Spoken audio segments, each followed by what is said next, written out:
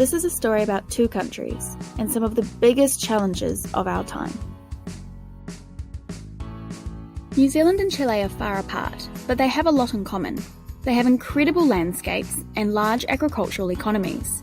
But unfortunately, they both also have a lot of threatened biodiversity. Human life is supported by biodiversity. Everything we have comes from it. But current agricultural practices have intensified production, and climate change is causing more extreme weather. This is bad for biodiversity and ecosystem health, making it harder for our farmers to grow food.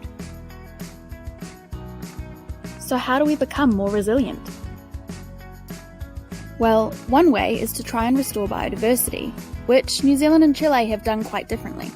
In New Zealand, a land-sparing approach is common. Intensive farming and conservation are designated into separate spaces. For example, the QE2 National Trust works with farmers to set aside small parts of land for reforestation. In contrast, Chilean agriculture has traditional land sharing approaches, which favour conservation and farming in the same space. Known as agroecology, it has strong links with indigenous agriculture that became popularised in the early 1980s. But while some small farms use agroecology, most large farms continue to use harmful industrial practices.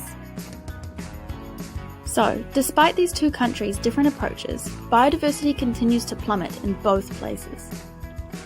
With a changing climate, we need diversity. Both land sparing and land sharing are crucial for biodiversity, but we also need farms that have a greater economic and social resilience. Farms of the future must be able to deal with changes that will happen in our societies and ecosystems as they adapt to climate change. And, luckily for us, there are already some pioneering people doing just that.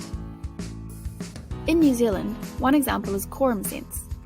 Quorum Sense is providing grassroots education and support on how to farm regeneratively with biodiversity, while also creating better outcomes for farmers' profit and well-being. In Chile, the Education and Technology Centre is an NGO that since the 1980s has been promoting agroecological practices amongst small farmers, enhancing their self-sufficiency and food sustainability. Whether it's big organisations or small-scale farms, creating a healthy future is a team effort. Countries like Chile and New Zealand can learn from each other, and diversity is a tool against climate change that will be key to improving food security and saving biodiversity so we can tackle the world's challenges together. The key is that diversity equals resilience.